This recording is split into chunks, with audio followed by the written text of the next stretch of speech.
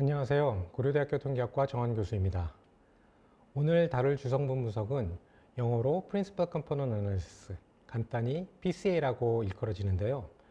여러 차원 축소 기법 중 가장 많이 사용되는 기법 중 하나입니다. 그럼 강의를 시작하겠습니다. 많은 경우 머신러닝 문제는 훈련 샘플이 수만 혹은 수십만 개에 이르고 이런 대규모 샘플의 특성을 나타내는 변수도 매우 많습니다. 이렇게 샘플의 특성을 나타내는 변수들이 많은 경우 샘플들의 유의미한 특성을 찾기가 매우 어려울 뿐만 아니라 훈련을 느리게 해 결과적으로 성능 저하를 일으키는 원인이 됩니다.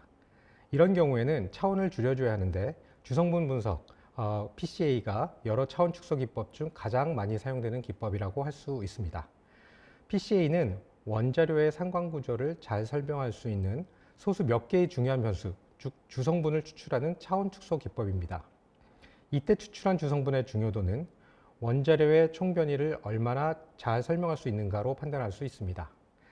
본 강의에서는 원자료의 변수의 개수를 차원의 개수라고 칭하겠습니다. 원자료에서 추출할 수 있는 주성분의 개수는 원자료의 변수의 개수, 즉 차원의 개수와 일치합니다. 다만 그중 소수 몇 개의 주성분이 원자료의 총 변이 중 많은 부분을 설명할 수 있다면 차원 축소가 잘 이루어졌다고 할 수 있을 것입니다. 예제를 통해 주성분 분석을 설명해 보도록 하겠습니다. 그림 1의 산점도는 근지구력 점수 x1과 심폐지구력 점수 x2의 연관관계를 보여주고 있습니다. 보시는 대로 두 변수가 매우 큰 양의 상관관계를 보이는데요. 그러면 이러한 관계를 보이는 두 변수를 하나의 새로운 변수로 설명할 수 없을까? 라는 질문을 할 수 있을 것입니다. 이 경우 새로운 변수는 사람의 종합지구력을 나타내는 변수라고 할 수 있을 것 같습니다. 즉 PCA를 통해 2차원의 자료를 많은 정보의 손실 없이 1차원으로 축소할 수 있을까라는 답을 하고 싶은 것입니다. 앞에 자료에 있는 근지구력 점수와 심폐지구력 점수의 상관계수 행렬을 계산해 보면 여기에 있는 행렬식과 같습니다. 상관계수 행렬은 표준화된 두 자료의 분산과 공분산을 포함합니다. 즉 여기의 행렬식에서 두 변수의 분산은 1, 상관계수는 0.9임을 알 수 있습니다. 여기에서 두 변수의 총 변이는 각 분산의 합인 2이고 강한 양의 상관관계를 보여 각 변수의 변이를 서로 공유하고 있다고 말할 수 있습니다. 이 자료에서는 변수가 2개, 곧 2차원의 자료이므로 총 2개의 주성분을 추출할 수 있으며 원자료가 강한 상관관계를 보이므로 하나의 주성분이 원자료의 대부분의 변이를 설명할 수 있을 것으로 기대할 수 있습니다. 그럼 앞의 예제처럼 변수가 2개인 경우 주성분을 어떻게 추출하는지를 설명해 드리겠습니다. 변수가 2개이므로 2개의 주성분을 추출할 수 있습니다만 첫 주성분이 원자료의 대부분의 변이를 설명할 수 있다면 차원 축소라는 점에서 좋은 분석이 될 것입니다. 먼저 주성분은 두 변수 x1과 x2의 설형결합으로 이루어집니다. 이는 2개의 모든 주성분에게 해당되는데요.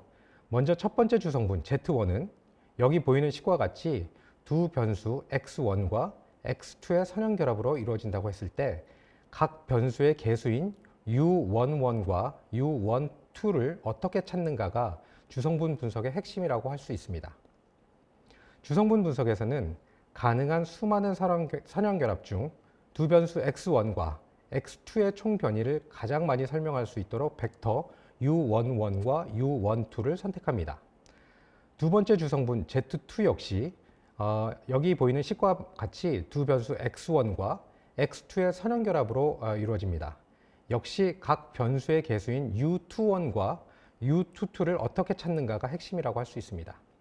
두 번째 주성분의 경우 가능한 수많은 선형결합 중 첫 번째 주성분 벡터 u1과 직교가 되도록 벡터 u21, u22를 선택하게 됩니다.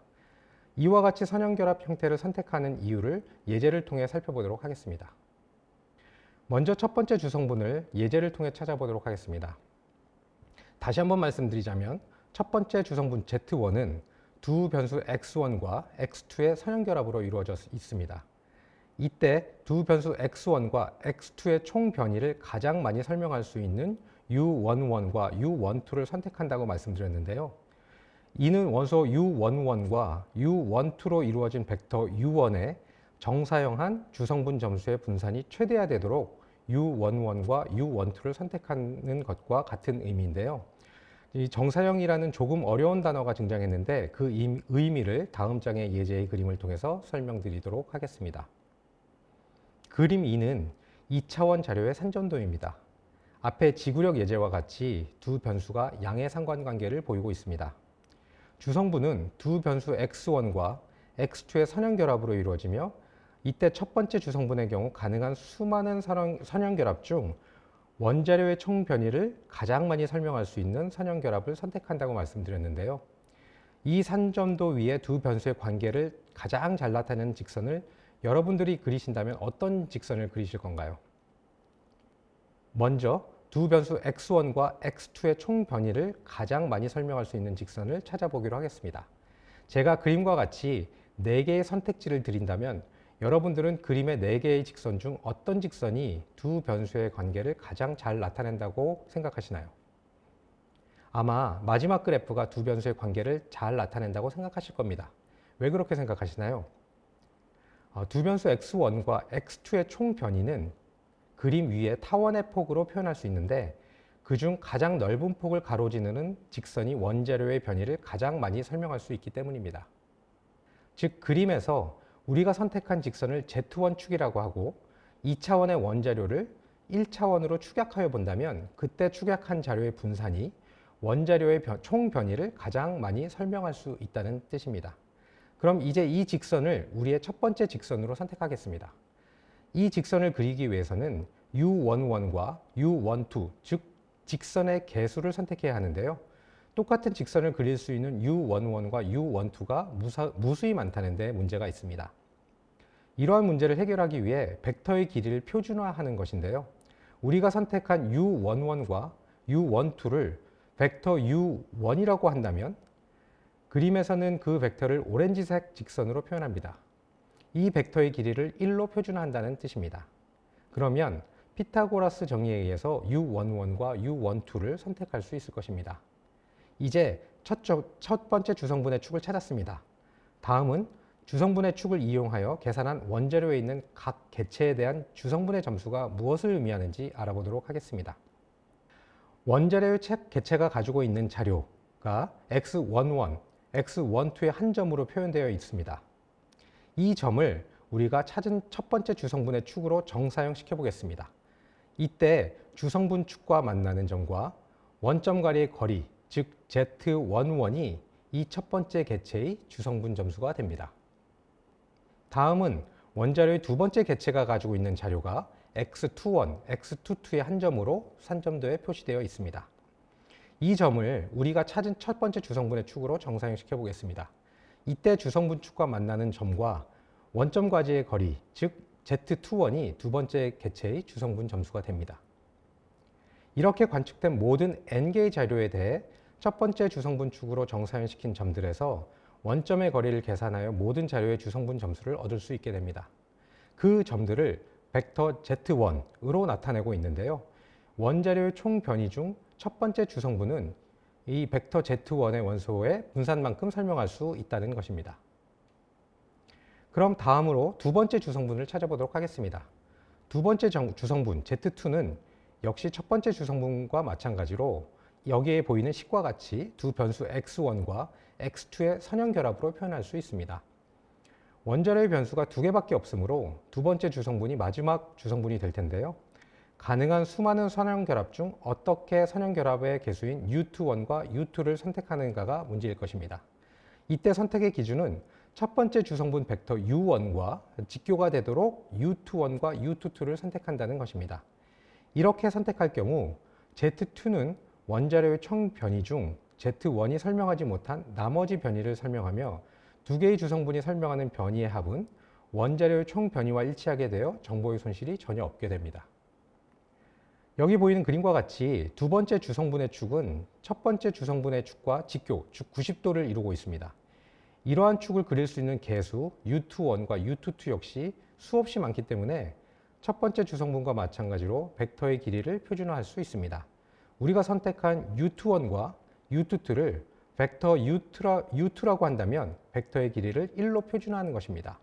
그러면 피타고라스 정의에 의해 U21과 U22를 선택할 수 있을 것입니다. 첫 번째 주성분 점수와 마찬가지로 관측된 모든 n개의 자료에 대해 두 번째 주성분 축으로 정사시킨 점들에서 원점의 거리를 계산하여 모든 자료의 주성분 점수를 얻을 수 있게 됩니다. 그림에서는 그 점들을 벡터 G2로 나타내고 있으며 원자료의 총 변이 중 두 번째 주성분은 Z2의 분산만큼 설명하고 있는 것입니다. 그런데 두 번째 주성분의 분산이 첫 번째 주성분의 분산보다 매우 작은 것을 알 수 있는데요. 이는 첫 번째 주성분이 원자료가 가지고 있는 대부분의 변이를 설명하고 있다는 근거가 됩니다. 지금까지 설명을 요약해드리면 주성분 분석은 2차원의 원자료 X에 벡터 U1과 U2로 이루어진 직교 행렬 U를 곱함으로써 원래의 산점도의 축을 회전시키는 직교 회전으로 이해할 수 있다는 것입니다. 이때 직교 회전으로 추출한 두 개의 새로운 변수 Z1과 Z2를 주성분이라고 하고 이들은 서로 독립이 됩니다. 원자료 X를 직교 회전하였으므로 Z1과 Z2의 분산의 합은 원자료의 분산의 합과 일치합니다. 그러나 Z1의 분산이 Z2의 분산보다 훨씬 크므로 첫 번째 주성분이 대부분의 변이를 설명한다고 할 수 있습니다. 이렇게 되면 2차원의 자료를 큰 정보의 손실 없이 첫 번째 주성분이라는 1차원의 자료로 추격할 수 있다는 것이 주성분 분석의 아이디어가 되겠습니다. 제가 설명해 드린 내용을 그림으로 표현한 것인데요. 주성분 분석은 원 자료를 직교 회전을 통해 회전된 자료가 서로 독립이 되도록 만드는 것이라고 할 수 있습니다. 회전된 그림의 산점도에서 자료의 모든 개체의 상대적 위치는 전혀 바뀌지 않았으며 회전된 그림이 가지고 있는 정보의 양은 원자료가 가지고 있는 정보의 양과 동일합니다. 다만 Z1 축만을 사용하였을 경우, 즉 2차원의 자료를 1차원으로 추격한다면 정보의 손실은 Z2의 분산만큼이 됩니다만 그 분산이 Z1의 분산보다는 매우 작으므로 많은 정보의 손실 없이 차원을 축소할 수 있을 것입니다. 사실 주성분 분석은 특이값 분해 또는 스펙트럼 분해라는 것과 수학적으로는 동일한데요. 그것에 대해 조금 더 설명드리고자 합니다. 수학에 조금이라도 관심이 있으시다면 고유값 또는 고유벡터라는 단어를 들어보셨을 텐데요. 이 두 개의 개념이 주성분 분석과 상당히 깊은 관련이 있습니다. 주성분 분석에서는 원자료를 직교 회전한 후 추출한 새로운 변수 Z1과 Z2, 즉 두 주성분의 분산은 원자료의 상관 행렬 또는 공분산 행렬의 고유값이 됩니다. 또한 주성분 Z1과 Z2의 회전축 벡터 U1과 U2는 원자료의 상관 행렬 또는 공분산 행렬의 고유 벡터와 동일함을 보일 수 있습니다. 즉 주성분 분석은 원자료 X의 상관 행렬 또는 공분산 행렬의 고유값 및 고유 벡터를 찾는 스펙트럼 분해와 수학적으로 동일하다고 할 수 있습니다. 이 슬라이드의 수식은 2차원 원자료의 상관 행렬의 스펙트럼 분해를 나타내고 있는데요. 기본적으로 원자료의 상관 행렬 R은 U, D, U'으로 분해가 된다는 것입니다. 이때 두 개의 고유 벡터 U1과 U2는 행렬 U의 각 열 벡터에 있으며 두 개의 고유값 람다1과 람다2는 행렬 D의 대각 원소에 위치하고 있습니다. 주성분 분석에서 행렬 D는 추출한 주성분의 분산, 공분산 행렬로 이해할 수 있습니다. 각 주성분의 분산은 람다1, 람다2가 되며 이들이 상관 행렬의 고유값이 되는 것입니다. 그럼 앞에 지구력 예제의 자료를 스펙트럼 분해를 통해 주성분 분석을 해보겠습니다. 먼저 원자료의 상관 행렬을 분해해 보도록 하겠습니다. 상관 행렬을 분해해 얻은 고유 벡터를 통해 주성분의 회전축을 얻을 수 있습니다. 행렬식의 파란색과 빨간색 숫자들이 고유 벡터를 이루고 있는 값입니다. 첫 번째 주성분의 축의 개수는 0.71, 0.71이며 두 번째 축의 개수는 마이너스 0.71, 0.71이 되겠습니다. 상관 행렬을 분해해 얻는 고유값은 각각 1.69와 0.31입니다. 이를 통해 첫 번째 주성분의 분산은 1.69, 두 번째 주성분의 분산이 0.31임을 알 수 있습니다. 상관 행렬은 표준화된 자료의 분산, 공분산 행렬이므로 원자료의 총 변이는 변수의 개수인 2가 될 텐데요.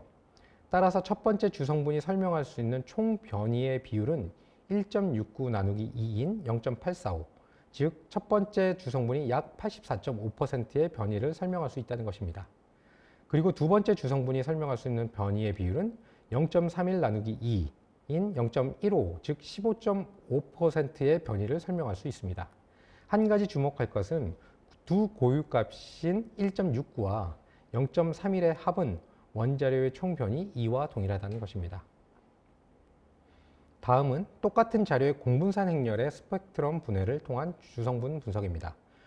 공분산 행렬을 분해해 얻은 첫 번째 주성분의 축의 개수는 0.69, 0.72이며 두 번째 축의 개수는 0.72-0.69가 되겠습니다. 공분산 행렬을 분해해 얻은 고유값은 각각 13.97, 2.52입니다.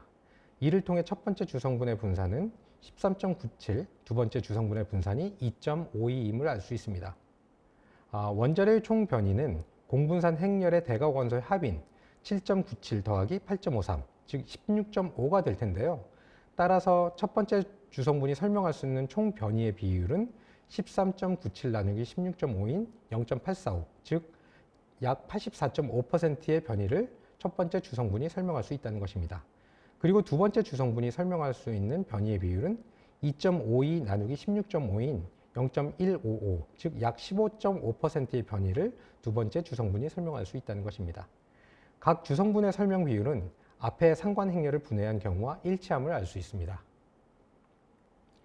지금까지는 변수가 두 개인 경우에 대해 주성분 분석을 설명해 드렸었는데요.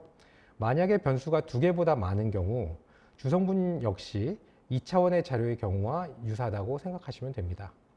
즉 PCA는 서로 상관되어 있는 변수 x1부터 xp까지의 변수들의 선형결합을 통해 서로 독립인 주성분 z1부터 zp까지로 변환하는 직교 회전이므로 P개의 주성분은 여기에 있는 식과 같이 모두 선형식으로 표현할 수 있습니다. 첫 번째 주성분은 여러 회전축 중 정사형한 값의 분산을 최대하도록 선형식의 개수들을 선택하고, 두 번째 주성분은 첫 주성분이 설명하지 못한 나머지 변이 중 가장 많은 부분을 설명하도록 하되 첫 번째 축과 직교하도록 선택합니다. 이런 식으로 모든 주성분의 축을 선택할 수 있는데요. 이 경우 역시 원자료 X의 상관 행렬 또는 공분산 행렬의 고유값 및 고유 벡터를 찾는 스펙트럼 분해와 수학적으로 동일하다는 것을 보일 수 있습니다. 즉, 각 축의 선택에 있어 직교 회전의 조건을 맞추어야 하며 선택된 축의 길이를 1로 표준화하여 각 개수를 선택하는 것입니다. 이와 같은 직교 회전을 시행하면 주성분 Z의 총 분산이 원자료 X의 총 분산과 동일하여 자료의 손실이 전혀 없으며 추출한 주성분 중 소수 몇 개의 주성분을 선택하여 차원 축소를 가능하게 하는 것입니다. 다음은 주성분의 적재값, 프린시펄 컴포넌트 로딩에 대해 알아보도록 하겠습니다. 원자료를 직교 회전하여 주성분을 추출한다면 주성분에 대한 해석이 중요한 문제가 될 수 있을 텐데요. 추출한 주성분의 해석을 위해 사용되는 것이 주성분 적재값입니다. 원자료 X와 주성분 Z의 상관 행렬을 주성분 적재값이라고 하며 이 식은 아래 식과 같이 계산을 할 수 있습니다. 적재값을 통해 i번째 변수 xi의 분산 중 첫 C개의 주성분이 설명하는 분산의 양을 여기 아래의 식으로 계산할 수 있습니다. 그 사용 예는 다음의 예제를 통해 설명해 드리도록 하겠습니다.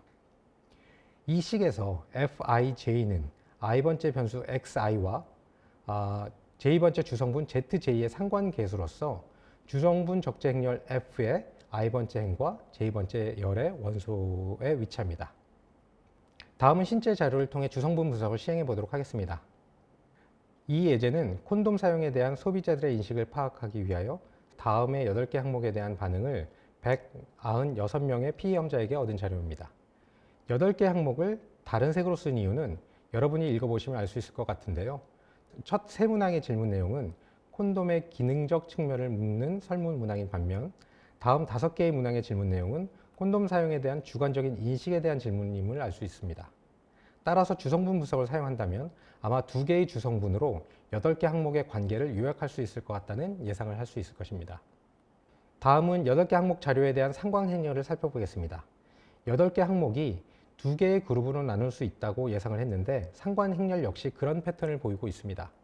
첫 3개의 문항끼리 상관계수가 상대적으로 높고 다음 5개 문항끼리 상관계수가 높으며 이 두 집단 간의 상관계수는 높지 않은 것을 알 수 있습니다. 원자료가 표준화되어 있으므로 각 항목의 분산은 모두 1이고 원자료의 총 변이는 변수의 개수인 8이 되겠습니다. 주성분 분석은 고유값, 고유벡터 분해와 동일하다고 말씀드렸는데요. 예제와 같은 8차원의 상관행렬을 분해하면 상관행렬을 U, D, U'으로 표현할 수 있습니다. 여기에서 고유벡터는 행렬 U의 각 열벡터를 의미하며 고유벡터는 각 주성분의 회전축을 의미합니다. 고유값은 행렬 D의 대각 원소에 위치하며 각 주성분의 분산을 의미합니다. 여기서 행렬 F는 주성분 적재값을 포함하는 행렬식을 나타냅니다. 주성분의 분석 결과를 표와 같이 정리해 보았습니다. 표는 8개의 주성분을 고유값, 즉 주성분의 분산의 크기의 순서대로 나열했는데요. 첫 번째 주성분의 고유값은 2.59이고 이것에 의해 설명되는 변이의 비율은 2.59 나누기 8, 즉 32.42%가 되겠습니다. 두 번째 주성분의 고유값은 1.99이고 약 24.85%의 변이를 설명함을 알 수 있습니다. 이와 같이 첫 두 개의 주성분에 의해 설명되는 변이는 총 2.59 더하기 1.99, 즉 4.58로서 원자료의 총 변이 중 약 57.22%를 설명할 수 있음을 알 수 있습니다. 그럼 이렇게 추출한 8개의 주성분 중 몇 개를 선택해야 할까요? 일반적으로 고유값이 1보다 큰 모든 주성분을 추출한다는 카이저 룰을 사용하는데요. 그 이유는 표준화된 자료의 경우 분산이 1인데 원자료의 선형결합인 주성분은 적어도 하나의 변수의 분산보다는 많이 설명해야 한다는 이유입니다. 여기에 보이는 그래프는 스크립플러치라는 것인데요. 고유값을 가장 큰 값에서 가장 작은 값으로 표시한 그래프입니다. 고유값이 1보다 큰 주성분은 2개임을 알 수 있고요. 이와 더불어 기울기를 살펴보면 세 번째 주성분에서 기울기가 갑자기 변화하는 것을 알 수 있습니다. 따라서 이 예제의 경우 2개의 주성분이 적당하다고 할 수 있습니다. 다음은 주성분 적재값을 살펴보도록 하겠습니다. 적재값은 추출된 주성분과 원자료의 상관계수라고 말씀드렸는데요. 표의 첫 번째 열을 보시면 모든 강한 양의 상관관계를 보이고 있어 첫 번째 주성분은 콘돔 사용에 대한 전반적인 공통적 인식을 나타내는 주성분으로 보여집니다. 두 번째 열의 경우 첫 3개의 항목과는 음의 상관관계, 다음 5개의 항목과는 양의 상관관계를 보이고 있습니다. 첫 3개의 항목이 콘돔의 객관적인 기능적 측면을 이야기하고 있고 다음 5개의 항목이 콘돔 사용에 대한 주관적인 인식에 관한 항목이라고 하면 두 집단의 상반된 방향에 대해 이해할 수 있을 것입니다. 항목 1의 분산은 표준화되어 있으므로 1입니다. 그런데 항목 1과 우리가 선택한 2개의 주성분의 상관계수가 각각 0.41과 마이너스 0.57임을 알 수 있습니다. 즉 2개의 주성분이 항목 1의 분산 중 0.41제곱 더하기 마이너스 0.57의 제곱분의 1, 즉 약 49%를 설명할 수 있다는 것을 의미합니다. 지금까지 주성분 분석에 대해 간단히 알아보았는데요. 마지막으로 지금까지 한 내용을 간단히 요약해 보도록 하겠습니다. 주성분 분석은 원자료의 상관구조를 잘 설명할 수 있는 소수 몇 개의 새로운 변수, 즉 주성분을 추출하는 차원 축소 기법입니다. 이때 원자료에서 추출한 주성분은 서로 독립이며 추출한 주성분의 중요도는 원자료의 총 변이를 얼마나 설명할 수 있는가, 즉 고유값이 얼마인가로 판단할 수 있습니다. 주성분의 적재값에 대해서도 설명을 드렸었는데요. 원자료와 주성분의 상관행렬을 주성분 적재값이라고 하며 이를 통해 추출한 주성분을 해석할 수 있습니다. 주성분 분석은 원자료의 직교행렬을 곱함으로써 원래의 산점도축을 회전시키는 직교회전으로 이해할 수 있습니다. 즉, P차원에 서로 연관되어 있는 원자료를 P차원에 서로 독립인 주성분으로 직교회전시키는 분석 기법입니다. 따라서 주성분 분석은 원자료의 상관행렬 또는 공분산 행렬의 고유값 및 고유벡터를 찾는 스펙트럼 분해와 수학적으로 동일하며 이때 고유벡터는 주성분의 직교회전축, 고유값은 주성분의 분산으로 보여지며 이를 통해 각 주성분에 의해 설명되는 변이의 비율을 계산할 수 있습니다. 오늘은 주성분 분석에 대해 알아보았는데요. 주성분 분석은 차원 축소 기법 중 가장 많이 사용되는 기법 중 하나입니다. 이번 강의가 여러분에게 실질적으로 도움이 되었으면 하는 바람이 있습니다만 어떻게 들으셨는지 모르겠습니다. 아무튼 지금까지 경청해 주셔서 감사합니다. 그럼 이상으로 오늘의 강의를 마치도록 하겠습니다. 감사합니다.